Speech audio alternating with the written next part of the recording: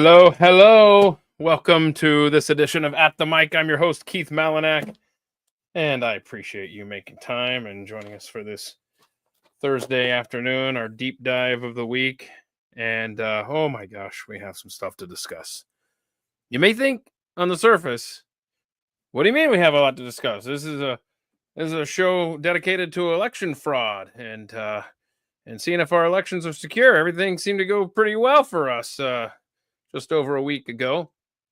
Well, if you recall, it was, I don't know, a couple of months back, I had Patrick Kolbeck on, and we talked about election integrity and the many issues that we have in our election system, sadly. And at the time, I said, you know what? I'm not an optimist. Let's put it that way. And so I went ahead and I booked post-election shows with both Jovan Pulitzer and with Patrick Kolbeck. I said, you know what? Let's go ahead and get these future conversations on the books because I don't know. I'm thinking we might have some things to discuss. And then, of course, Tuesday, November 5th came and went, and we were very happy with the results.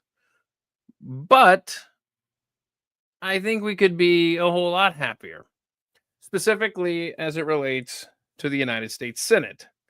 And that's where my guest, Patrick Kolbeck, is going to speak to. I invited him back. Thank you so much, Patrick. I really appreciate you making time and for really being a pit bull for this election integrity stuff, man.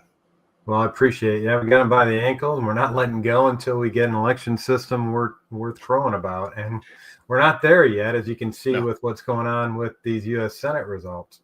Yeah, and boy, we have a lot to talk about today. Be sure to follow on X.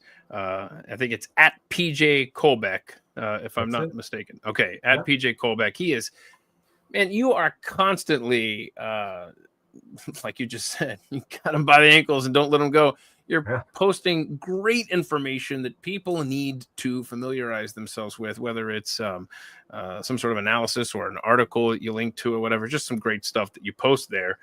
And I'm going to back up for just a second here. And we all thought that, hey, look at the map, 53-47 GOP controls the Senate now. That now has been revised. It's 52-47. And we'll go through these. I know that you're in Michigan, a former Michigan state senator who has obviously looked at this stuff constantly for years and years now. And as an American who would love to say, hey, we have election integrity, because that's the thing. That's the thing. If we don't have faith in our elections and honest elections, it's I don't think it's overstating it by saying we don't have a real country, because we're not the ones really in charge at that point. And it's so frustrating to think in the United States of America that we don't have that confidence and assurance that we are in control. And that's terrifying, but it's also just concerning from a freedom standpoint. And I know we're going to go through this. I know you're going to spend a lot of this discussion focusing on Michigan, your home state. And we will get to that because, oh gosh, there's so many questions there. But can we start in Pennsylvania, where they have taken off the board Dave McCormick's win for now, where he defeated incumbent Bob Casey, or so it seemed. And unfortunately, we're now at the mathematical situation at a 0.4% margin that it triggered an automatic recount. And so right now, where that stands, McCormick is at 48.9 to Bob Casey's 48.5. There's a 26,000 vote differential. Do you have any thoughts on Pennsylvania there, Patrick? Well, first of all, I want to go to what you were talking about earlier about if we can't trust in our election results, we don't have a government. And I want to point everybody to Article 4, Section 4 of the U.S. Constitution, where we're guaranteed a Republican form of government. That's another way of saying we hold elections to determine who our representatives are. That's what a Republican form of government is. So you're spot on saying if we can't trust the election results, we've kind of ceased to exist as a government. And so, and another big picture item that I want to bring up before we delve into that Pennsylvania race is that, guys, face it, Trump was a once in a century candidate from a standpoint of mobilizing the base, getting people out to vote.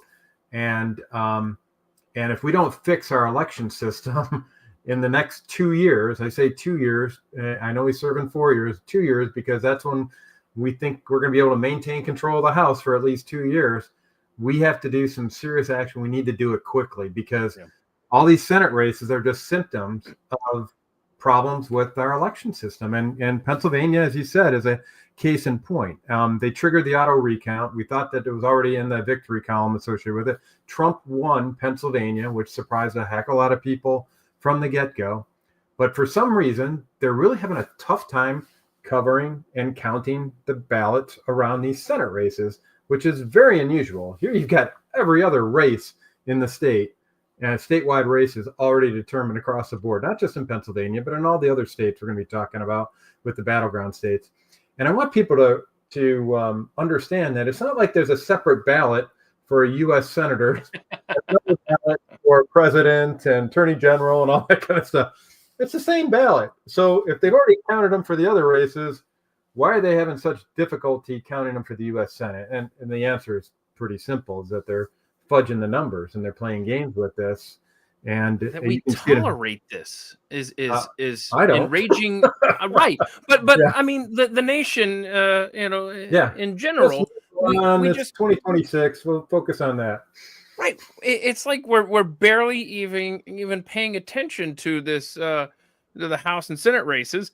I mean, I know you are. I know I am. I know this audience is. But we're all, for the most part, political junkies, and we as much as we try to disconnect ourselves from the intensity that is election season and politics, we're addicts, and somebody's got to be paying attention to this stuff, because 99.9% of the nation isn't, until they're like, oh, I guess I'm supposed to go vote today or whatever, and that's frustrating, and that's a completely different issue altogether. But yes, the fact that we can give you the count to the presidential race, we can give you all this stuff. I mean, it's such a simple but yet profound point that you just made there. Why the hell is it taking so long getting these other things tallied? It makes no sense. It doesn't, especially when you start hearing that they're injecting ballots in at the last second, which is happening in Arizona, for example. But in case of Pennsylvania, what we've got is that they're doing some of the same stuff that we observed back in Detroit back in 2020, which is the backdating of absentee ballots so that they're within the appropriate time frame. Sometimes they're counting ballots that don't even have a timestamp associated with them. So there's a lot of monkey business going on in Pennsylvania, and they obviously need to be held accountable. I mean, before the election, I got together with Mike Lindell and through the Election Crime Bureau. We were calling for an audit of all 50 states. And this is before the election, so nobody could cry sour grapes afterwards or anything like that. And we still need that audit. We need to go off and, for lack of a better term, do a proctology exam on every single one of these state election systems. And when I say audit, I'm not talking about just recounts. Recounts are not audits, and they're trying to be passed off as audits in a lot of places.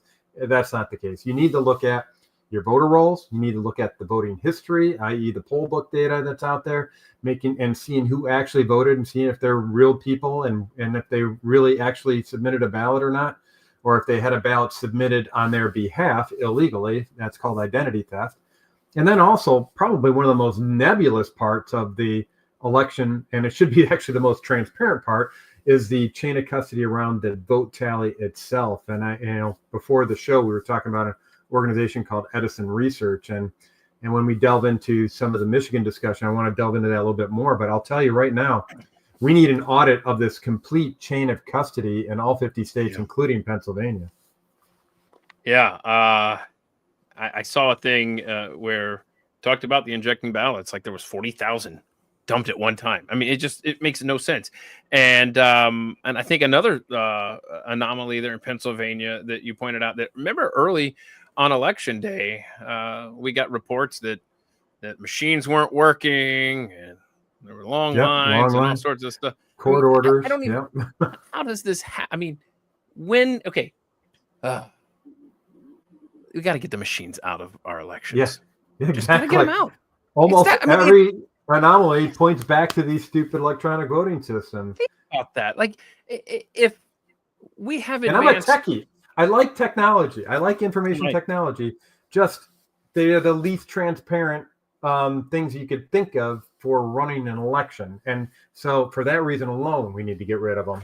But I don't even know what the argument to get away from paper ballots, exclusive paper ballots, with a pen or whatever. There is no argument against those anymore, because if the argument is, well, it's just more efficient and it's faster with the machines, the hell it is. We're still counting votes and we're using machines. So you have no card to play for the machine argument. You got to get those out, because it's like the more we've injected machines into our elections, the longer these results have taken, and a case can be made that our freedoms have gone along with the machines. The more machines, the less freedom. And so why don't we just start over and just go old school? And hell, maybe we'll know who the next president and senator and congressman from your town is before 10 o'clock at night like we used to.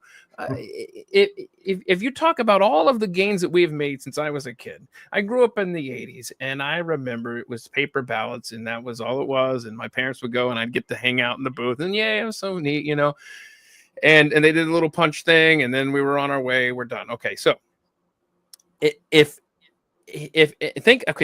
the 80s. Now think of all of the technological advances we've made. I sit right here. I've got a laptop with a camera. These are things these weren't things in the 80s. I have a tablet. There's a nice little flat panel TV, all this stuff. There's a digital thermometer over there on the wall that gets a signal from a weather station outside. I mean, it could go on and on and on. My cell phone is right here. And it's like, we've advanced in all of these areas, but somehow the one area that should be the most important area of technological advancements, as far as propelling the United States of America and freedom forward, our election machines, they have regressed, it seems, or at least made our election systems regress. You gotta get these things out, and I don't know.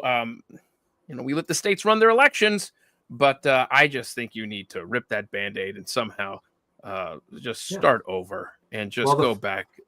Mm-hmm. Yeah, the federal government designated our election systems as a critical infrastructure sector for the country in 2017. And when it's a critical infrastructure sector, you get these what are known as ISAC centers, information sharing analysis centers. Think of it as a big war room or big dashboard where everybody's monitoring the status of our elections across the board on it. And so it's intended to go off and make sure that everything is running smooth. So we have these ISAC centers for our gas supply, electrical grid, food supply, all that kind of stuff. But when you actually peek under the hood of these electronic voting systems and you get past all the dog and pony shows that they do called public accuracy tests, which aren't really public accuracy tests, it's just it's a complete sham. And I've been to more than my share already. And so they give you this false sense of confidence associated with it. And as somebody who actually worked on critical infrastructure components in my professional career, working as an aerospace engineer, I actually helped design the life support system for the International Space Station. That was a critical infrastructure item for the astronauts, right? The rigor we went through from a configuration control perspective on those, the testing rigor that we went through, the deployment rigor that we went through, the operational rigor we went through with that system is multiple orders of magnitude more professional than what I have seen in our electronic voting systems. And that's actually arguably more important even than the life support system on space station, because it's the life support system for our nation. It's just, our government on so many levels is just a walking contradiction. Well, here's another thing. Here's why it's been difficult to get rid of these machines, because because you're using electronic voting systems that are capable of connecting to the internet and networking together, what you've effectively done, and this is what we're pushing up against, is that you've centralized the management of our elections. Now, we used to pride ourselves on decentralized elections. Places like New Hampshire, they have their elections, they run them out at the township level. Now in Michigan, due to early voting, it's mostly run at the county level now, but it used to be a decentralized out at the local precinct level. But there's this big push by people that want to control the election results, I would submit, that we have all these systems centralized in their management. And one of the states we're going to be talking about, in Nevada, that's what they do now. They have a completely new centralized electronic voting system for the whole state. So, and when you look at what's going on with the federal government, with the National Institute of Standards and Technologies, they are developing these interoperability standards that are focused on centralizing the management of every single aspect of the election. Guys, this is what's really going on. There's a bunch of people that think they're smarter than the rest of us that are trying to plug all this stuff in, and they are pushing things for the sake of convenience and efficiency, and they're completely getting rid of the whole idea of integrity and security of our elections.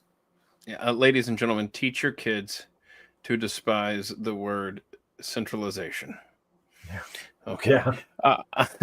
All right. So, Pennsylvania, 26,000 vote differential between incumbent Democrat Senator Bob Casey and Dave McCormick. Keep an eye on that. 0.4 of a point. Separate those two, and we got ourselves a recount. And I'm sure it'll be fine. I'm sure it'll go well. All right. So, and just so everybody knows, hey, let's point this out. I want to emphasize this because everybody thinks that a recount is an indicator of the integrity of the election, and that is complete nonsense. And Jovan, you have him on. I mean, before, he's very good at pointing out that when you do a recount, how do you separate out the fake ballots from the real ballots? You can't. They're all in there unless you have a watermark or something like that. But even then, you don't know if it was a real voter that cast that watermark ballot, right? So recounts are not an indicator of election integrity. They're a very small slice of a professional audit. They're an important slice, but they are not the end-all, be-all of election integrity by a long shot. Yeah, and one of the things that I know that Jovan has been discussing is these blank ballots that get injected into the system. He had an example, a video of his that I saw where they had 57,000 blank ballots were scanned by the machine in question. And he was talking about how they needed that vote to correlate with when they injected the votes. I mean, it is just, we are dealing with people that will stop at nothing to control our elections. And so we talked about Pennsylvania there. Let's go to Wisconsin, where there's a 27,000 point differential. Yeah, that's between the incumbent Senator Tammy Baldwin and Eric Hovde. Hope I pronounced that right. But that's pretty interesting, and it looks damn familiar as well. Yeah, this may date myself a little bit, but maybe you should cue up the theme for F Troop. There you go. So I mean, this is Michigan, 2020 presidential election. It's Not the just Wisconsin, Michigan. Yeah, quite a few. Yeah, 2024 Senate. I mean, that's exactly what we have there. And as you can see, humming along there. Look at that. And then all of a sudden, oh my goodness. And I watched his video. He's yet to concede, and thankfully he hasn't conceded yet. He's 0.9 tenths of a percentage behind with that 27,000 vote differential. But that right there, if I remember correctly from his video, where he spends about 4 or 5 minutes explaining why he hasn't given up yet. I mean, this is a 4 a.m. ballot dump, I believe it was. Again, yep. Michigan 2 a.m., November 2020. There were some 3:30 a.m. 3:30. Okay, I was there. Thank you. I was actually there. That's right. I know you were. You mentioned that. Yeah. So, and I think, if I'm not mistaken, I think this represents over 100,000 ballots. I forget what he said, but one of the things I do remember him saying in that video is like there were some precincts that had over 200% of the registered voters, Right. more votes than there were registered voters in that district. Again, how do we tolerate this? And I hope Wisconsin doesn't let this go. Yeah, and by the way, that underscores why recounts don't mean a hill of beans when it comes to election integrity. Because if you've got twice as many people dumping ballots into the system as are eligible to vote in that election, that's that's not going to be determined. Or you're going to have twice as many bad ballots to count during your recount is what it comes down to. And that injection of ballots right there was represents 90% for Baldwin. Yeah. Are you kidding me? Come on. And by the way, there's this big narrative, I mean, that I dealt with in the wake of the 2020 election, where everybody says there's a real easy way to determine whether or not the machines are the problem. You just go off and count the ballots. And it's like, guys, that is so oversimplified. I don't even know where to begin to start. They're trying to get us to focus on the ballots and doing the and checking up against the machine-based tally. In the meantime, it's all the stuff that's happening upstream, which is where the majority of the manipulation's going. The machines, in some cases, are really just recon specialists. They tell them how many votes they need, and they give advance notice for how many ballots they need to inject via the back doors of the TCF Center in Detroit. So, I mean, obviously, we know the recount's going to happen legally triggered in Pennsylvania. I don't know where this is going to end up with Wisconsin. I mean, it could end up in court. Yeah. I have a suspicion. Yeah. It's not going to be good for us. So, I mean, and that's the thing. When you look at the number 53 for the Senate, for the GOP, now down to 52. I mean, this thing, They're chipping away. It should be 57 from where I stand. And we'll be lucky if it, stays at 53. And you're right, chipping away. Okay, so 27,000 vote differential there. Unfortunately, they're pit bulls on their side of the fence as well, because frankly, if this system that they put in place, this cheating system, gets exposed for what it is, they lose all power. And so they're all in. Here's been our biggest challenge since the beginning, is that as conservatives, we're going off and conducting our everyday lives, and we want to make government as inconsequential in our lives as possible. We don't want anything to do with it. For them, they're working 24/7, 365 to make government as big and consequential in your life as possible, and they depend on it, and that's where they put all their energies. Yeah, and they talk about get big money out of politics. Are you kidding me? That's what propels the left in this country. And like you said, it's not just during election cycles. It is around the clock every day. Okay. So we'll see. Like you said, I think you're right. Probably ends up in court in Wisconsin. If there's no conceding happening, it doesn't sound like there's going to be. So we've got in Arizona. Now this one, I will say that Ruben Gallego has 50.1% to Kari Lake's 47.7%. And this is another case of injecting ballots. There's a 2.4% differential there. And as Jovan alluded to last week when we talked to him, they're not going to lift a finger to help Kari Lake. And that's a shame. 90,000 vote differential there. But again, look at this. Let me put this up here for us to look at. And I realize it's anecdotal. I got that. But I don't know, and maybe I should have done my homework here, but seems like a massive differential between what Trump had, at least at the time of this snapshot. 140,000 votes different. Go ahead. You could test this theory a little bit and pick out a couple of precincts within, let's just say, Maricopa County, and go off and find some that have maybe a lower vote turnout. Maybe you got 200 people voting in that precinct or something along those lines. And normally when you go off and canvass, you don't ask people how they voted, but this time I would actually go off and do a survey, if you will, and actually survey the people that cast those ballots. And if you find a precinct where maybe they're only attributing 3 ballots to Kari Lake, and you go out in that precinct and you find out that there's 4 people that voted for, now you've got cause for action in a lawsuit that should be pursued. So that's kind of the only path forward, I think, to kind of drill down in this from a legal perspective.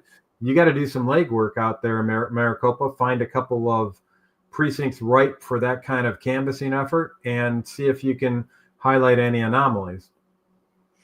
Yeah, I guess I would like a study, like you said there. I'd like a study to see how often does a presidential candidate of the same party or any other candidate that's that big of a differential between vote tallies. That's good on the big picture stuff, and it could be submitted as a court exhibit, but I'm always in that mode where I want to get down to the brass tacks, down to the lowest common denominator, down to the Lego brick level here, and test that theory. And so that's what I'd like to see happen out in Arizona. And I understand. I mean, and of the 5 states that we're discussing today, Pennsylvania, Wisconsin, Arizona, Nevada, and Michigan, they were all won by Donald Trump. And you would think if there was ever an election season where the down ticket players like a Kari Lake in Arizona would benefit from the Republican candidate who is, responsible for the landslide, you would think that. Especially someone tied so closely to Trump. Right. Thank you. Yes. Okay. So now that right there, that's going to be our biggest margin of the 5 states we're talking about. The differential here, 1 leaning Republican and 4 leaning Democrat here. The vote differential is 26,000, 27,000. We're going to get to a couple other ones here, 23,000, 20,000, and the Kari Lake one was 90,000. But again, for whatever reason, Arizona can't count ballots quickly at all. Not even quickly. And Jordan Chattel, he said, made a great point on Twitter, like the day after the election. Yeah, Florida has, what did he say? Something along the lines of they've got 11 million ballots that they count in, 2 or 3 hours. Arizona can't get 3 million ballots counted in 11 days or wherever the hell we're at now. Yeah, Babylon Bee put out a nice little meme on that, and they did a breaking. Arizona counted another ballot. I mean, it's funny, but it's also enraging. Oh my gosh, I tell you. Okay, let's see here. Okay, so now let's go to Nevada here, and you've got vanishing votes. Which, by the way, maybe this isn't the best segue here for you, but you said something interesting about how. You know what? Let me just ask you the question, and then you answer it how you want to. Hey, Patrick, how do votes get from our ballot to our TV screen?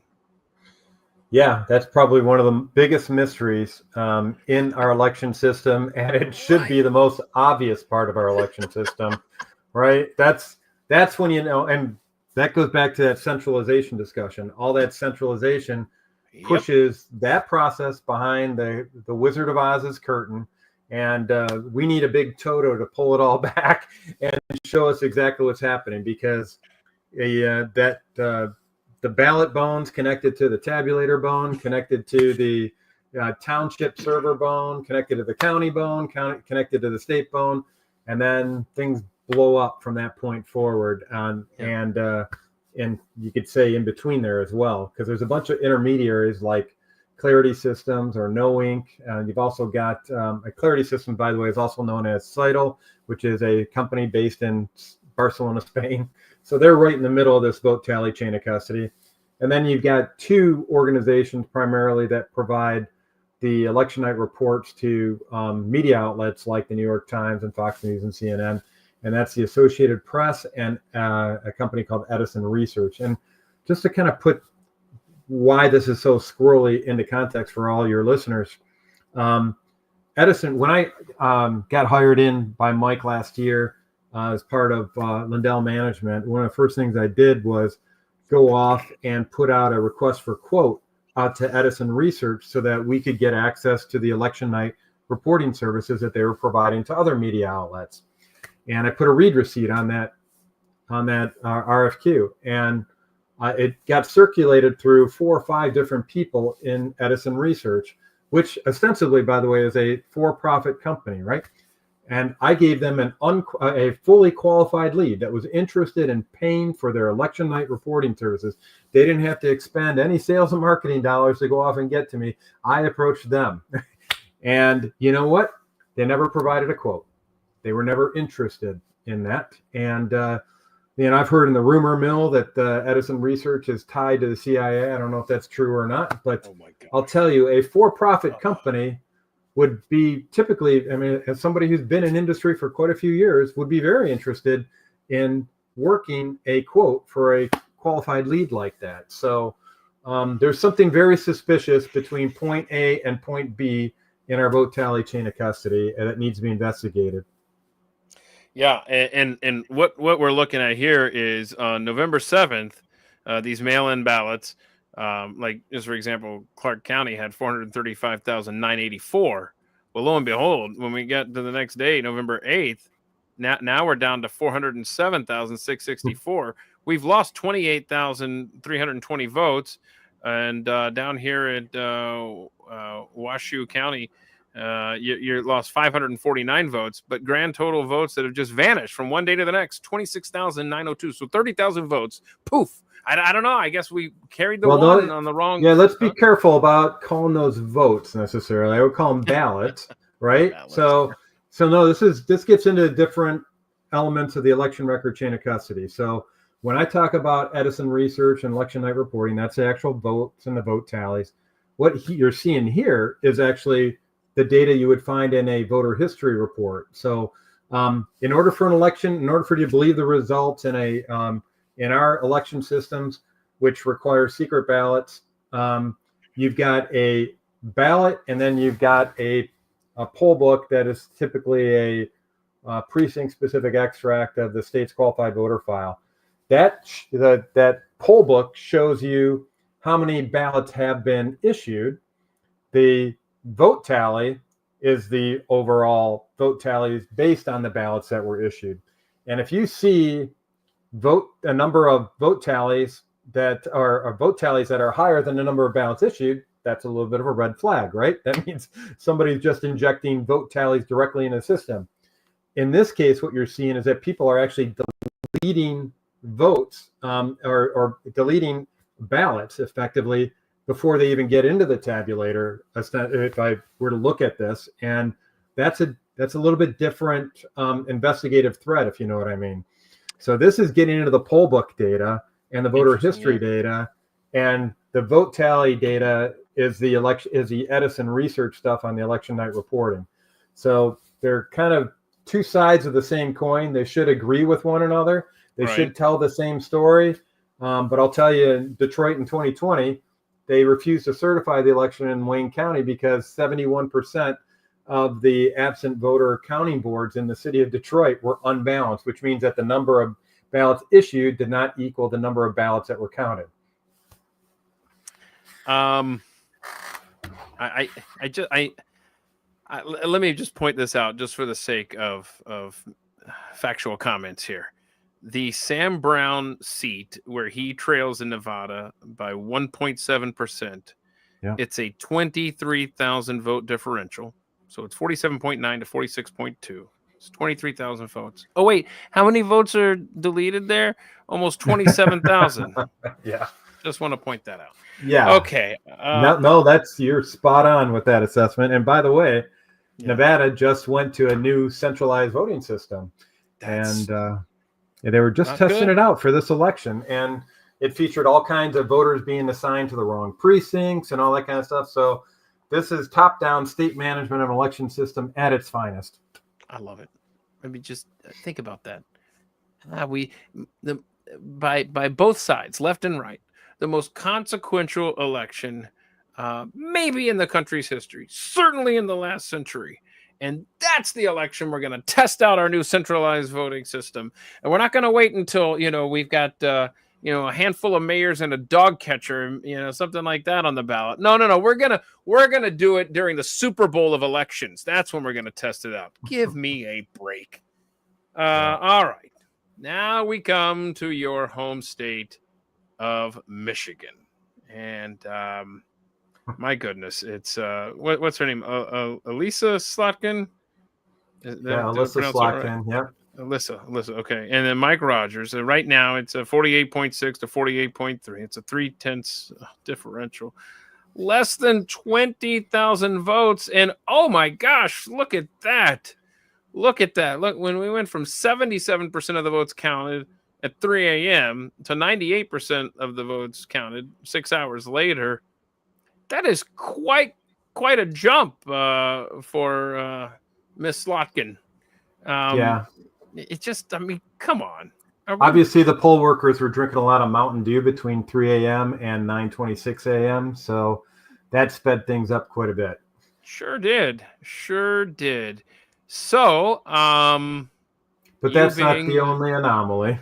I know that you got more to share. So talk to us about your home state of Michigan and what's going on with this seat. It really feels like Mike Rogers is having this stolen from him.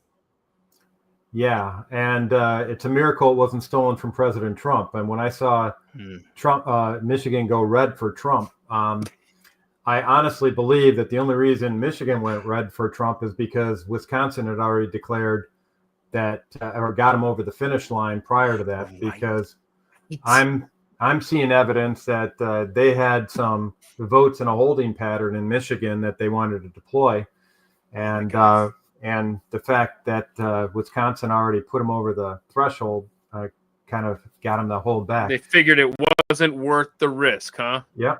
And so that, oh my. Here's a beautiful thing. In all these states, we're blessed by what I call meddling kids. Harkening back to the old Scooby-Doo days. These people that are not paid to go off and do the investigations. They end up being in the wrong place at the right time to go off and counter a mastermind's attempt to go off and commit some major crime, right? And that's what's happening all across the state. Well, in the state of Michigan, we've got a bunch of data analysts, data weenies that are looking at fun little reports like the daily cast ballot report in Michigan. So before Election Day, we've been monitoring this new thing called early voting that we had in the state of Michigan. It's the first major election we've had that featured that. And we were noticing that these daily cast ballot reports were showing that the same voter ID was accounting multiple times. Matter of fact, to the extent of having a total of 125,428 illegal votes cast in the Michigan election so far. Now, we don't know who they cast them for, but we do know that these illegal votes are being spread proportionally to population all across the state, which kind of indicates machine-based processing. When we identified this, we got it to the RNC. RNC sent their tech guy over to Michigan Secretary of State to talk about it. They had maybe a half-hour discussion, and they came to the conclusion that it was just due to a reporting error. So it was a format error that they used to extract the data from the state's qualified voter file, which maintains voter history, and said that it was all due to a reporting error. And I'm crying, show me your math. I still remember this painful episode back when I was at University of Michigan. I was taking a Math 116 course, and it was all trigonometry functions, and I was pretty good with trig. I'm an engineer, that's my background. And so I filled in my test. I had no problem with it, got out within like half an hour for a 2-hour exam, and got the paper back, and it was an F. And the reason it was an F was that my professor, Professor Krause, at the time said that I did not show my work. So I went back to his office hours, and I showed him how I could get all the answers without doing the work, and he finally gave me an A on it. Mm. But for something as important as our elections and who's going to be the next leader of the free world, you'd think that our Secretary of State should be obligated to show us her math. And so I've issued FOIA requests, Freedom of Information Act requests, asking for sufficient information to replicate her error. I want to see the SQL reporting query, report query that led to her error in her reports, because I'm telling you, I'm looking at the data on this, and and it doesn't seem to hold water with the report query error, because I'm seeing evidence of a step function in the number of these illegal votes being cast, where there's practically no illegal votes for the first couple of weeks. Then the next week, it stepped up to about 1,000 or so, or because they know what they need, the gap that they need to fill. Exactly. And then the last day, it jumped up 2 orders of magnitude, and there's almost 100,000 illegal votes cast. So for me, it certainly looks like somebody's monitoring the returns and sitting there going, crap, we're losing. And then the last day, they're sitting there going, crap, we're really, really losing. And they turn up the dial even further, which kind of goes into this digital controller, PID controller data that we've been looking at with folks like Dr. Walter Doherty. So no, it looks like it's a deliberate step function. And also, oh, by the way, when you look at some of these folks who actually cast multiple votes, it turns out that a lot of these addresses where they cast the multiple votes at don't even exist in reality. So they're illegal locations. They're at health clinics, they're at churches, they're at apartments with no numbers, or at businesses. So no, I'm not buying it. And I think our Secretary of State owes us, and she needs to show us her math. Yeah, I mean, right there, just in the last few things that you said there, it's just okay. First of all, NGOs got to go. We got to do IDs. We got to do IDs at the ballot box. We got to do paper ballots, and we got to do same day voting. I swear, if it's not worth standing in line one day, I don't care if it's from 7 a.m. to 7 p.m. I will stand there for the betterment of this nation and my children's future. You're asking me as a citizen that I have to stand in a line all day once every 4 years, deal. Because what's happening is exactly what you just said. And it's something Jovan has talked about as well. And it's that the longer the window, the early voting in places like Michigan, let's see, I want to get this right. There were 3 states that started voting in September 20th, to be exact. I forgot exactly who they were. Maybe it wasn't Michigan, but it feels like a swing state was involved. No. Right. But think about that. You've got a month and a half where you can monitor these results and see, oh boy, we're going to have to inject some ballots. We're going to have to, and figure out how to close this gap. We've proven that they can actually monitor the vote tallies during those time periods. So even though they're not public knowledge, there are people with privileged access that knows exactly what those are. And I think it was in Dallas County that there's a whistleblower, one of the clerks there said, listen, the Dominion Tech showed me how I could go off and take a peek at the vote tally.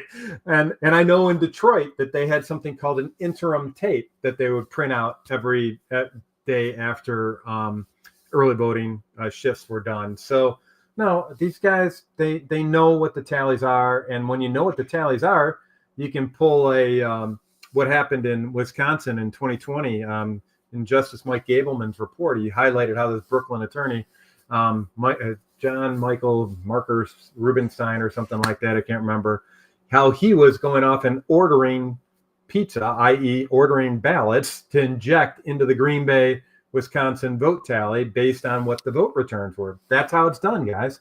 That's what they're doing. That's why they want the early voting. It doesn't show up as a spike. It shows up as a nice smooth curve that way. Sure does. Yeah. And then when they're running out of time, like we saw in Michigan in 2020 and Wisconsin this year, whoop, we got to get that. We got to just dump them in. When they're panicked and they have to do it at the last second, you see the F curve. If you give them plenty of time, like a whole month before the election to smooth out the curve, you don't see an F curve. You see a nice little smooth cumulative vote tally like you'd expect.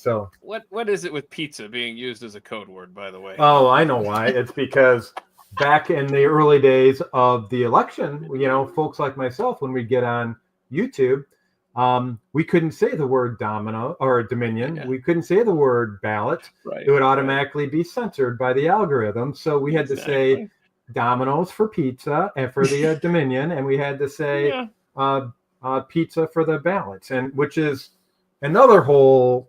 I know that's what I'm saying. To get into with the censorship, right? That's nuts.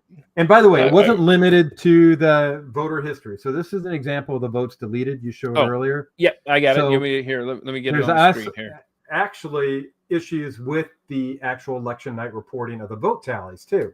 So you hit the vote history data, but this is an extract of a data scrape of the feed from Edison Research, that organization that's reporting the election results to all these media outlets. This is a feed from Edison Research to the New York Times off their website. And it says there's quite a few interesting things in this time-stamped feed. This is all a sequential feed starting at 1:19 p.m. on November 6th to 2:07 p.m. on November 6th.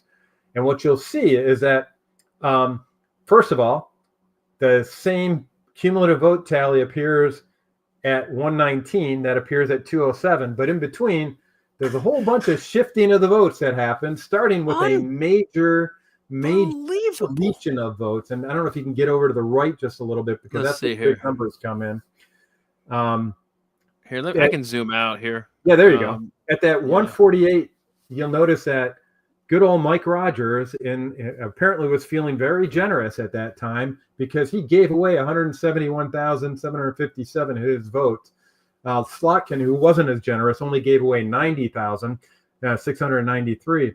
And then they reapportioned the allocation of those ballots all the way until they got to that last timestamp we see there.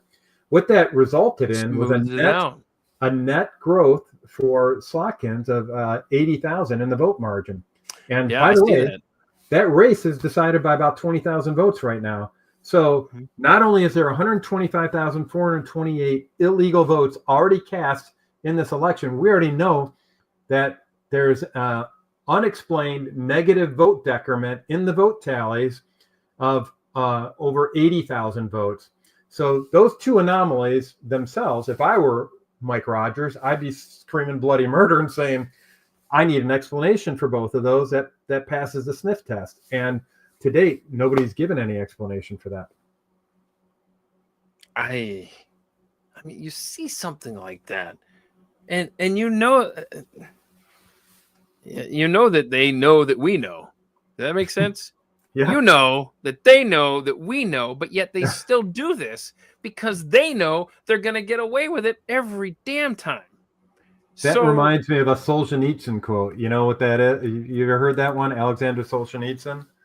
Hit me with it. All right, you gotta go. We know they're lying. They know we're lying. They know that we know that they're lying, yet they lie. That's the basic theme on it, and that's what's going on here. So that's exactly what's going on here, and it's frustrating because we're gonna see. You and I are gonna sit down. I hope 2 years from now, I hope we sit down and have a conversation, a postmortem of hopefully what is a good midterm.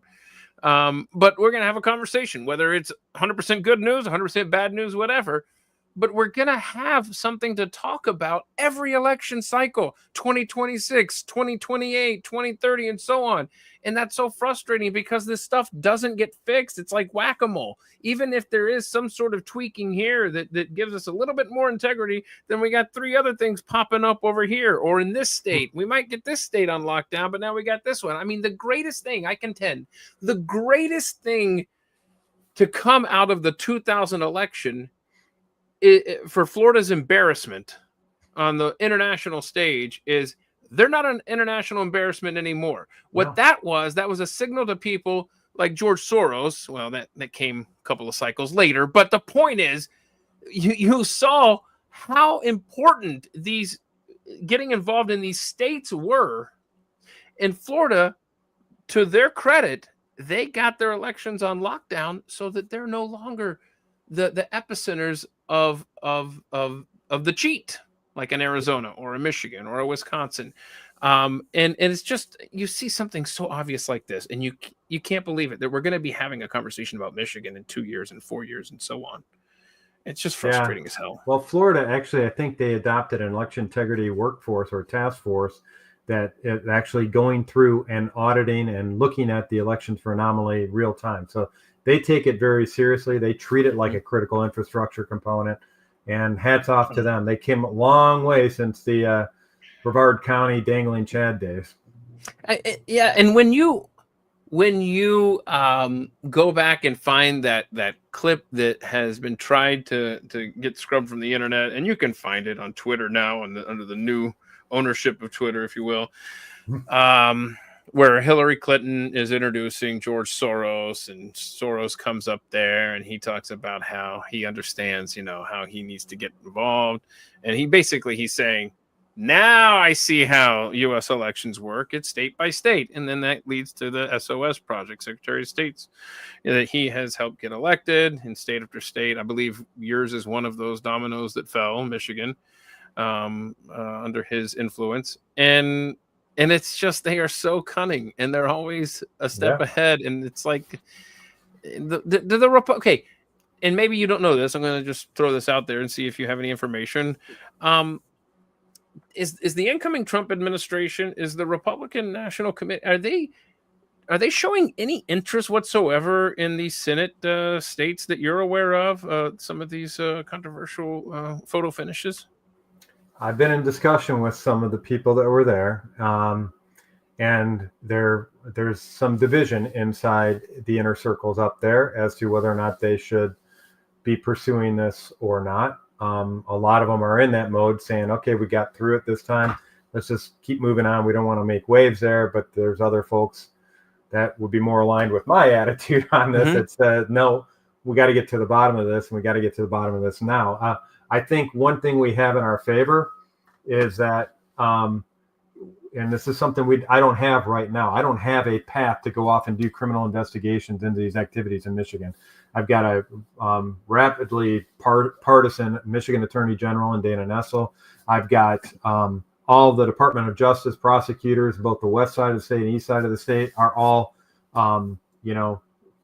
progressive DOJ prosecutors. I have no county prosecutors worth their salt to go off and investigate this in any way, shape, or form. So I've pretty much hit a dead end on criminal investigations. And then President Trump proposed and nominated Matt Gaetz as our Attorney General candidate. And I love this timeline that we're on. Right? As happy as I am to have Trump in the White House, I'm actually even happier that Matt Gaetz is the one being considered for Attorney General. And I call it opening the floodgates, if you will, GAETZ, because there are quite a few investigations that need to be done. And there's no better way of cleaning up our election system right now than holding some people accountable for stealing them. So the fact that the Republican Party in Washington, D.C. is torn on whether to go after these clear cases of voter integrity issues, if not now, when? Because to your point earlier in this conversation, which I completely agree with, your only assured power of the House, Senate, and presidency for the next 2 years, that clock needs to be starting now, as much as it possibly can, before the Congress goes in on January, whatever it is, 6th maybe, and January 20th for the president. January 3rd for Congress. 3rd, thank you. I knew it wasn't exactly January 6th. So, okay, so January 3rd for the Congress. Like, you should have everything just ready to go. Like, I want every damn email drafted, and I want you to have ready to hit send. I think that's why Gaetz resigned from his post as a congressman. I think he's got the sleeves rolled up right now. Let's go. Right. So, again, to my premise, if not now, when? I cannot imagine, because you're not this opportunity. What was the clip we played on my day job over at the Blaze this morning? Pat Gray Unleashed, where I produced that show. What was the clip? The CNN guy was pointing out, this is the last time, or it's only the 5th time in 90 years that Republicans have had control of all, the 2 houses and the presidency. And it's like, do you honestly think that we just went over 5 states where it appears they are stealing these seats from Republicans? Do you think, especially when you consider how many Senate vulnerabilities, it's like a 2-to-1 margin, Republican seats that are up in 2 years as opposed to Democrat seats in the Senate, you're not going to have an opportunity any better than this. And this is one of the things that I have heard a lot of those people around Trump, and even Trump himself in recent interviews, say, they weren't ready to take office in January of 2017. As far as he and his close staff there didn't have a lot of DC connections, right? And so they kind of had to play the game of, well, we'll get to this later. We'll get to this kind of reform thing. We'll think big later. Screw that. And I think that the tenor of the people that he has nominated and the individuals that he has put around him this time, of course, night and day compared to what it was 8 years ago. And if there's ever a group of people who are ready to, as I've been tweeting out, burning down the house, now is the time to do that.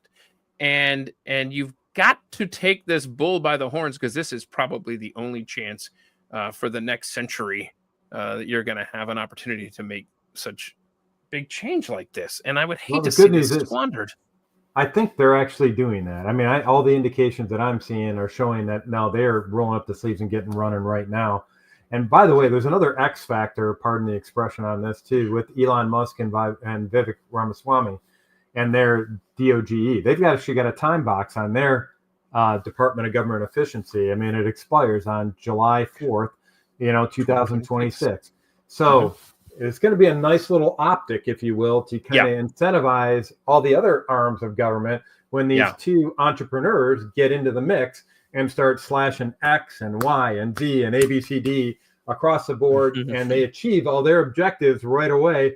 And if you see that Congress is lagging behind them on all that stuff, it's going to start looking a little awkward, if you know what I mean. They're going to have to start explaining, why can't you do things as fast as these guys are doing it?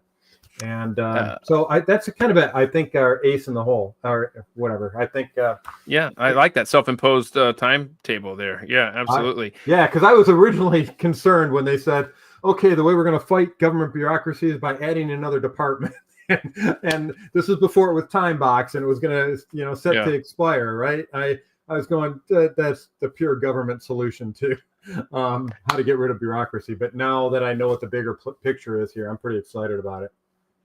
On your Twitter page, which again, I would encourage everyone to go follow at PJ Kolbeck right there on the screen. You post a lot of incredible stuff. Like talk about the thing you just recently posted.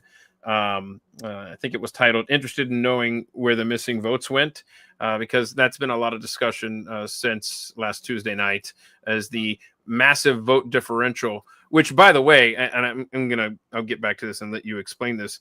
One of the things that Jovan was explaining last week is that when they dump in these ballots, and this is what caused that crazy curve in Michigan in 2020, in Wisconsin just last week, is that F curve when you dump these ballots in and you don't layer them properly, you get a 90-10 split, such as Collins. But the point he was making is that you can't just dump 100% Biden votes on election night in 2020.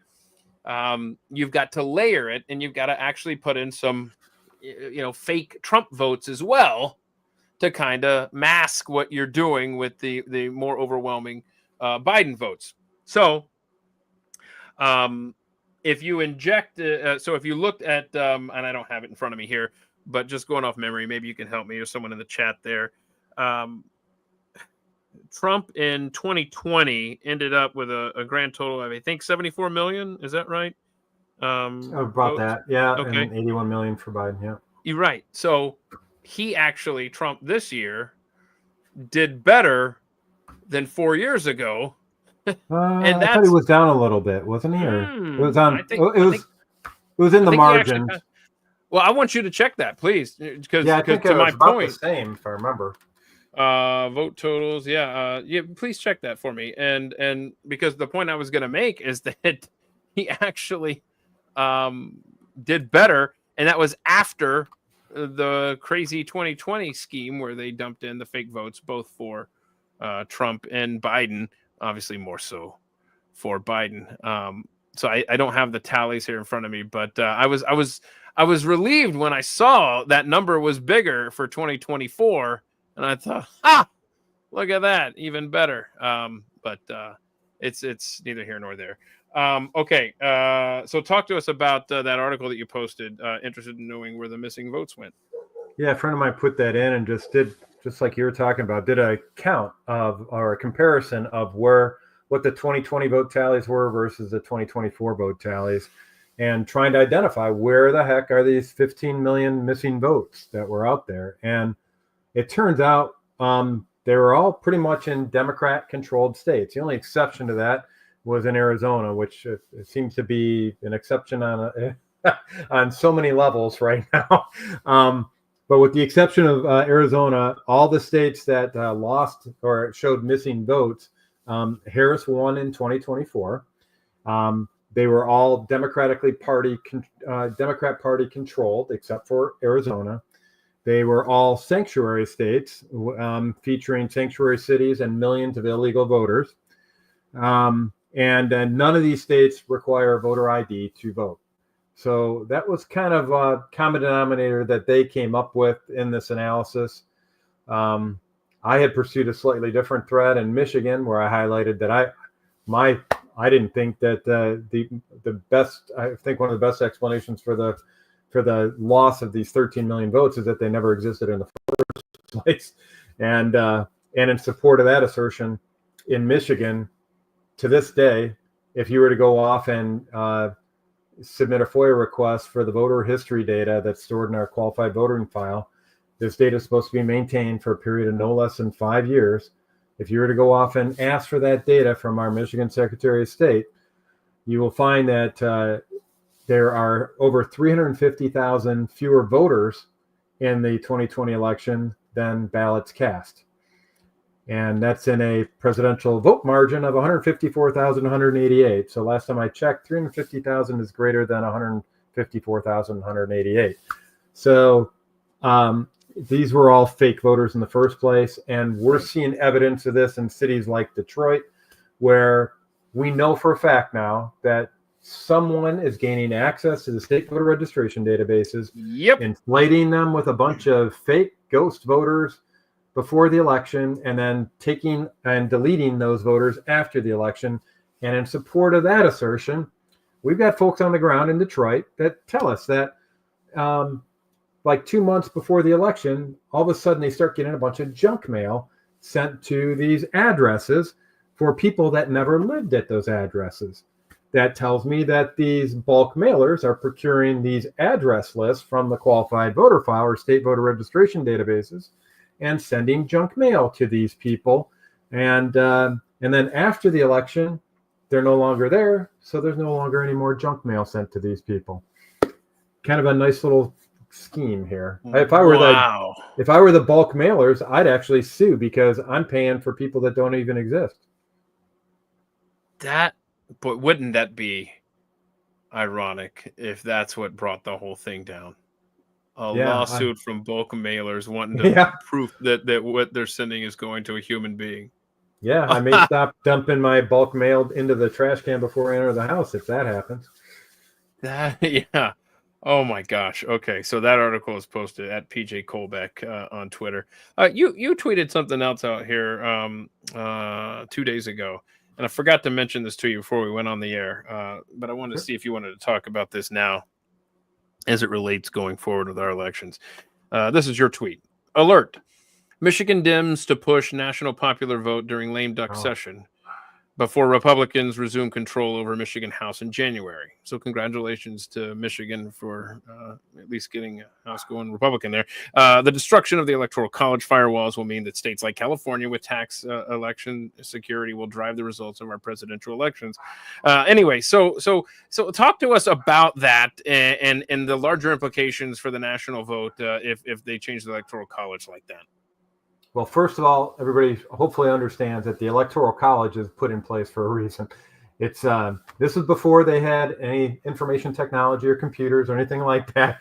But the firewall analogy, I think, is perfectly appropriate. What they want to do is prevent one state, like a populous state like California or New York or something like this. Of course, California wasn't there at the time, but the idea is that they didn't want a populous state going off and subverting the integrity of an election to the point where they could actually determine who the next president of the United States would be.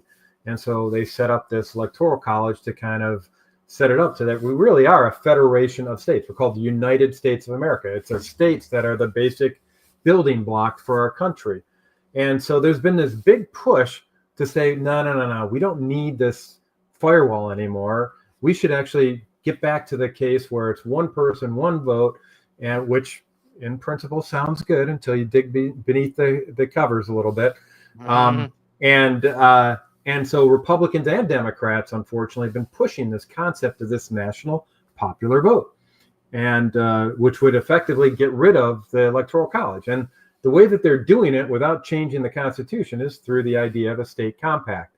Now, when I was in the Michigan Senate, they were wooing me, trying to get me to support this national popular vote concept, and I said, sorry, this doesn't hold water. And they were putting out a bunch of spreadsheets in front of me saying, see, this will actually increase voter turnout of Republicans in states like California, and it'll help us maintain control. And I'm not buying it, and I'm sticking with the Constitution. Those guys know a heck of a lot more about how government should operate than any of our contemporaries nowadays, and I will take that to the bank. And so what they tried to do in Michigan, they got a lame duck, because we gained control of the Michigan House. We now have a 58 to 52 seat majority in the Michigan House. Prior to that, the Democrats controlled the House, and they controlled the Senate, and they controlled the executive branch, i.e. the governor.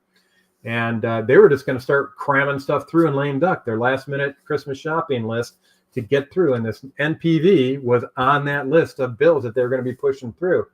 And thankfully, we had organizations like Michigan Fair Elections and others that, put out the clarion cry, because now we got people paying attention to what's going on. And I'm happy to say it appears that we got them to take them off the agenda this time. And so it's not going to be run through in lame duck, because there was such an outcry of people going off and pushing back on these guys that they took it off the agenda, and it looks like we survived to fight another day. Boy, that's amazing that Michigan, of all places, that y'all were able to turn back the tide of what you would expect from my vantage point. Not following Michigan politics, you almost at least I do. I look at places like Michigan, and like I factored in Michigan as, and I think you're right. I think you're absolutely right. I think just going back for a second to the presidential electoral votes, I think you're right. They were holding on to them when they saw Wisconsin fall and give the presidency to the 270 electoral votes to Trump. That's when Michigan was like, all right, we can pull back on the fraud now. Yeah. But from my vantage point, Michigan, states like that, and Wisconsin, they just look like lost causes. Like from my vantage point, it's just like there's so much fraud there. We'll never win. It'll never be red again. So it's very heartening to hear that the Michigan House, at least, will be Republican. And so maybe there's some hope there. I don't know. I hope that you guys, I want to show you this. I want to put up this map here. I just recreated this. Okay. So what you're looking at here is, do you know what the point I'm going to make? No, but as somebody who's red, green colorblind, I can still picture that this is mostly red. Yeah. Yes. So the only blue states on here are Virginia and New Hampshire. And I recreated this from memory, so it's subject to be a little bit off, but I'm pretty sure it was just this. If a national vote compact had been in effect last week for the election, presidential election, this is what the electoral map would have ended up looking like. Yeah. So all the states that agreed to give their electoral votes to the popular vote candidate, which was far and away Donald Trump. Yep. Then everybody that signed on to that would have been California. Thank you. You are now in the Trump column. Washington State. Thank you. Trump column. And so on and so forth. Hawaii, Oregon, all of the blue states that signed that compact, New York, would have given their electoral votes to Donald Trump, which, 518 to 20. I think we're a little bit more divided as a nation than that, but there you go. That's the danger. They never think about the consequences if somehow they don't pull off their fraud, right? Well, before people get too excited about that as a case for saying we should do national popular vote, I would submit. I'll go back to what That's not the point I was making. Thank you for yeah, clarifying. I know, no, because trust me, I've heard these people with these arguments. I mean, the Trump is like I said before, is a once in a century candidate. I mean, he was a national. Everybody knew him. He didn't have to spend any money on name recognition, which is typically the case for folks like myself. If I'm going to run for any office of significance, nobody knows who I am, so I got to go off and push for name recognition. He didn't need that. He had this show called The Apprentice, which was very popular. He was out there, and being a billionaire has its perks too, right? So yeah, he was in our consciousness since my memories began. You know? I've got a board game down in my basement that we play every once in a while called the Trump game, right? So there's not a lot of presidential candidates that have their own board game, for example. So my point is, sure, we had a populist candidate this time, but that's not always going to be the case. And we've got to make sure that we honor those firewalls and we got and protect that electoral college. It's very important, which is another reason why I'm not a big fan of convention of states while we're at it. As much as I would love to go off and tweak certain aspects of our Constitution, like maybe require that our Supreme Court rules in accordance with original intent rather than case law. There's a lot of things I'd like to tweak. I'll tell you, until we start following the Constitution that we actually have right now, let's not talk about going off and changing it, right? And so, because I don't want our Second Amendment to go bye-bye. I don't want our First Amendment rights to go bye-bye. I don't want, right now we've got Fourth Amendments in jeopardy because they're doing all kinds of personal property seizures and across the board, and invasion of privacy across the board. Just ask our FISA courts. So there's a lot of stuff that's going on right now that I think there's people that think they're more enlightened than our founding fathers that would go off and change that. And I don't want to roll the dice with that right now. So thanks for bringing this up. And I think electoral college is one of those things that would be on the chopping block if we went to convention of states. Oh, absolutely. So there's what it would have looked like if we went with the national popular vote pack, just to get a good glimpse of that. 518-20 for Trump over Harris. Now, I would submit if we had an honest election, that's what it would look like, right? And probably Virginia would have been blue. I mean, no, you're right. You're right. Well, then there's actually there's the actual 312 to 226, and it was almost 76,000 votes there for Trump. My goodness, to almost 75, almost 76 million votes, excuse me, to Harris, almost 73. So, so, and this is a completely unfair question, and I don't even know if there's a way to quantify this in your mind on the fly. I don't know how you. I used to be in public office. I'm used to unfair questions. Okay, all right. So have you ever sat back, and this is the last question, and if you have other stuff you want to add, please feel free, but this question just popped into my mind as we were looking at those numbers, Patrick. Do you know the percentage of, what percentage of the 2020 votes, and it may be as simple as those missing 10 million from Biden to Harris, I don't know. Do you have you had a chance to think between 2020 and 2024, what percentage of the votes were fraudulent in 2020 compared to the percentage of votes that because there are clearly fraudulent votes out there, and I guess you might have to break that down on a Senate level based on what we've been over here today. In other words, it's not a pure. We've never had in our 250 years a completely pure election where every vote cast was legitimate. I get that. I mean, go back and. Yeah, where do we go for a benchmark, right? We could do what this do you lean against? all day. We could do this. We could do 1876. We could do the corrupt bargain. We could anyway. My point is, how much? I hate to put that premise out there and bias your opinion.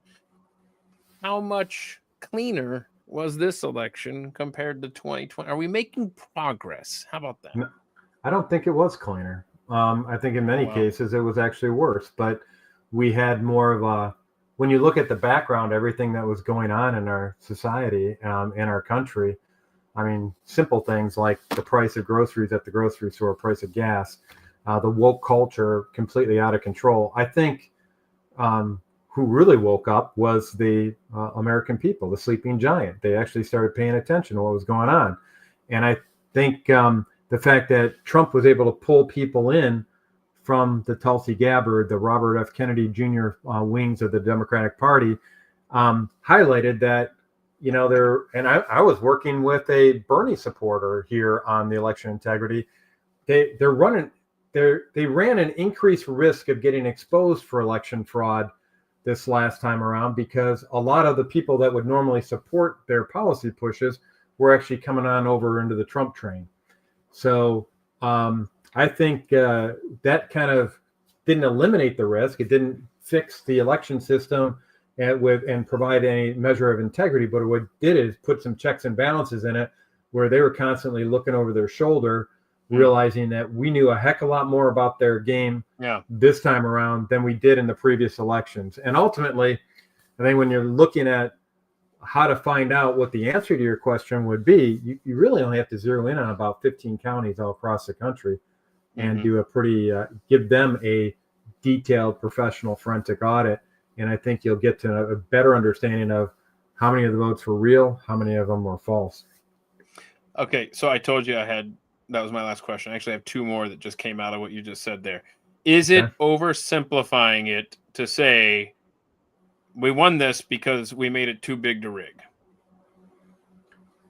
I think that played a major part of this. Okay. So if you're going to do a broad brush explanation of how we did this, I think that was part of it. But I think another part of it was that we took a lot of their fraud mechanism chess pieces off the board this time.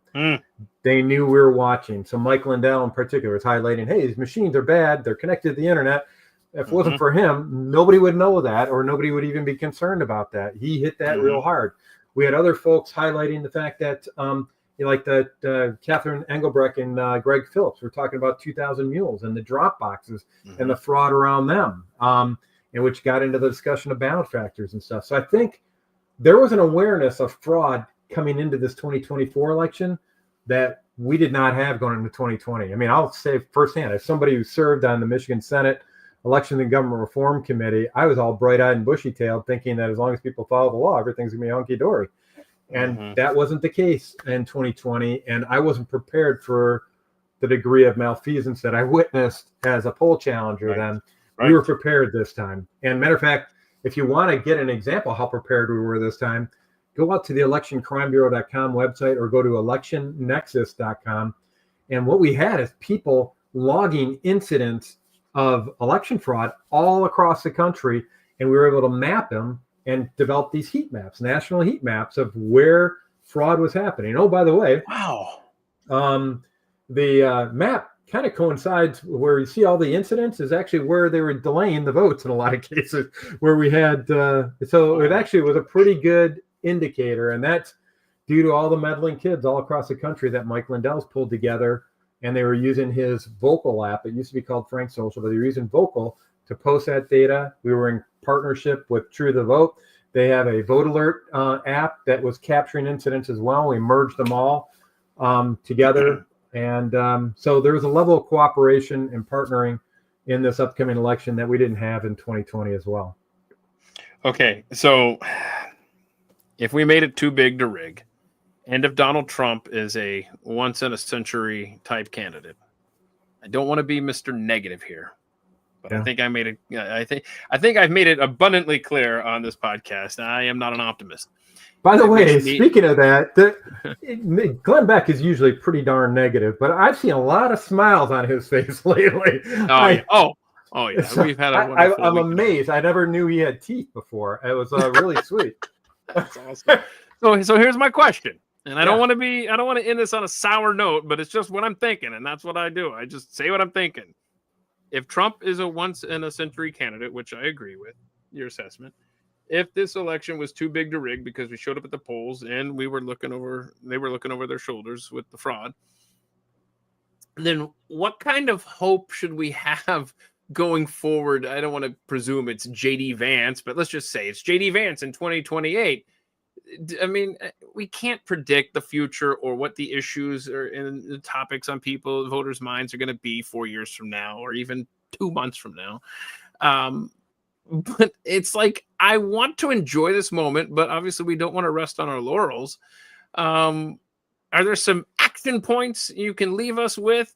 Specific things, takeaways from what we've learned over the recent elections, so that we can make headway and hopefully can report a cleaner election going forward? Yeah, number one, like we were talking about before with Donald Trump's appointment of Matt Gaetz as Attorney General, I think open the floodgates is really a war cry for us over the next next couple of years. I think we need some prosecutions and some orange jumpsuits and maybe some trips to Guantanamo Bay for some of the folks that are violating Title 18 of the U.S. Code, which is around treason and sedition and conspiracy. I think they need to be held accountable, and so that's one key area. The other area, which is something that can be done in all the states, all across the country, there's a one-word solution to the problems we're facing with our election system, and that one word is transparency. It's I talked to you about the nebulous chain of custody for the vote tallies between time a ballot's inserted into a tabulator to the time it shows up on the ticker on CNN or Fox News. That needs to be exposed all the way. We need to know who all the intermediaries are that are hanging, because a lot of these races are called on the basis of those tickers, like it or not.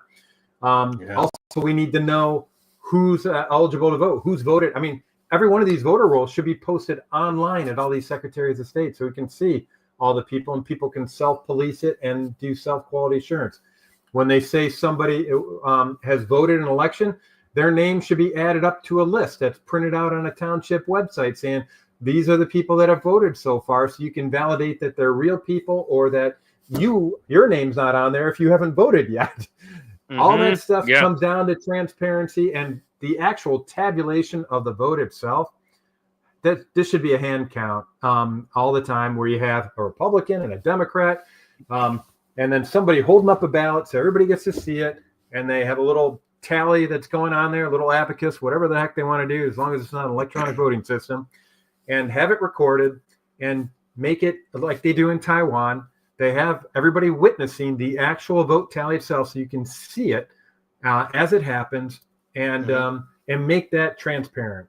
So you may have to deprogram some people who were taught how to count via Common Core math, but I just encourage people to go off and check out electioncrimebureau.com. We got a hand count solution that Linda Rance put together that is phenomenal. That's real easy peasy. So all that comes down to transparency. This isn't rocket science. This is like banging rocks together to make fire. But you know what? It needs to be done, and we need to get back to basics. Yeah. Did I let me make sure I got this right. Is that what you just said? Electioncrimebureau.com? That's it. Did I spell that right? Bureau is a tough one, So you kind of alluded to it, and let me just leave with this thought, because I've said this before. I've probably said it multiple times. I'm sorry. I'm getting to that age where I'm Joe Biden. I tell the same stories over and over again. But this one, I feel, needs to be repeated. And if you see a problem with this, Patrick, please tell me. Okay. If your party, if a party is on a ballot, all right, whether here in North Texas, and you are then afforded at every precinct location a representative for your party, Republican, Democrat, Libertarian, whatever. You're allowed to have a representative there. And then at the end of the night, you get on a speakerphone. You call the Secretary of State's office. And in the Secretary of State offices here in the state of Texas, you also have a representative for everyone that is on the ballot anywhere in the state. And when that call comes in, you have sitting there the Libertarian, the Republican, the Democrat, whoever else, Green Party, attest to the votes like they're golf scores. Everybody signs off on it. You call into the speakerphone. The same group is waiting there in Austin or whatever in my case, and they're tallying it up. And then boom, every party that is on the ballot has now signed off on that precinct's election results. You do that everywhere around the nation, again, by paper. And that's the Keith Malinak speakerphone plan. Yeah, as long as you're doing that count by hand and not by machine, Yes. I'm all in. So yeah, that's And if the you way don't we should trust be the doing. results, then you, as the representative for the Republican Party, don't sign off on them. Then they're not certified because your representative at the precinct in Littletown, Texas, didn't agree to that. So I don't know. That's Yeah, no, that's what happened in Wayne County in 2020. right. But you know what? They Didn't matter. certified it anyway. Didn't matter. Oh gosh, you're so right. You're so right. All right. Patrick Kolbeck, let me get your handle back up here. And then your books, of course, Wrestling Gators and the 2020 Coup. Follow him on Twitter at PJ Kolbeck. Always some very interesting stuff that you post. Any parting thoughts you would like to share, or should we call it a day and start filing petitions through Matt Gaetz's office? Well, in I want to DC? say thank you for allowing me to get on here. Yeah, I'm definitely be excited about Matt Gaetz and what he's going to be doing here. But you're on the front line of this battle right now too, and it's not specifically dealing with an electronic voting system or hand counts of paper ballots or anything like that. It's the information war, and this is very real. We had a group called the Election Integrity Partnership that was identified by Congress in the Weaponization of Government Committee that shows how the federal government was actively colluding with big tech and big media to censor voices of yourself, myself, and others. That's why we had to talk about Dominion as dominoes and as ballots as pizza, because they were censoring our voice and the ability to share information about what we were seeing. And so I want to encourage you in your efforts to get the word out. This is going to be the next front line for the next 2 years. We don't have an election going on over the next 2 years, but we sure as heck are going to have a messaging war going on. And frankly, what I'm seeing stirring up in the background with a lot of these bad people that were planning the insurrection going into the 2020 election. I mean, we've actually got tactical maps of them trying to talk about who's going to take over government buildings, who's going to break the windows. These are bad guys, not the people that are in prison right now for January 6th. These are the people that should be in prison. We have them on video doing that kind of planning, and there's no doubt that they're planning the same types of activities right now going into 2024. Matter of fact, we've already seen message traffic. There's little QR codes being floated around big cities and universities that are recruiting people for January 6th protests right now. So you got to get the information out to people, get out the truth. Yeah, absolutely. So where's this information in these videos you're talking about? I've never heard this at all. David X22 Report, friend of mine, he's got them out there at the tail end. If you go to x22report.com, he was talking about that at the end of his the most recent podcast. And they put it out on QR code so nobody knows what they're actually calling for, right? Until you actually scan it with your phone. So we need to hold these guys accountable. I wrote about it extensively in my book about Ray Epps and some other bad actors. I think John Sullivan was the other guy that was zeroed in on in the book, talking about people that were trying to upset the discussion of whether or not the 2020 election was fraudulent or not. And we want to make sure that they're not allowed to succeed with that kind of disturbance going into this election as well. So you are on the front line of that to expose it. Sure. And I just want to remind everybody, our task is we're on the right side of this. Everybody that's trying to pursue election integrity, that the folks that are happy that Donald Trump won, almost all of them, they're all law-abiding citizens. We're going against people that are acolytes of a guy by the name of Saul Alinsky, who wrote a book called Rules for Radicals, who he dedicated to Lucifer. And one of his key adages is that the action is in the reaction. So what that means is that they're going to poke and prod and poke and prod until they get normally lawful citizens to do something unlawful. And guys, don't take the bait. And getting the information out and exposing their plans, exposing their intent, exposing their strategies, and getting the word out is very important to making sure that we have a smooth transition in this upcoming administration. Because I want these guys to hit the ground running like we were talking about before. I want to open up the floodgates and get this stuff going. Yeah, the timer starts on January 3rd for the Congress, as you said, and then January 20th for the presidency. And we need to make every moment count. Patrick, thank you so much. Please follow him on Twitter at PJ Colbeck, and there's his books as well. And it's just always great info, and appreciate everything that you are doing there in Michigan and beyond. God bless you and your efforts. Please keep up the good work, and let's definitely stay in touch and make sure that we hold these politicians' feet to the fire and make sure that a lot of these election malfeasance. We gotta stop that, and I appreciate all your efforts, sir. Thank you so much, Patrick. Hey, thanks, Keith. Knock 'em alive. Thank you. All right.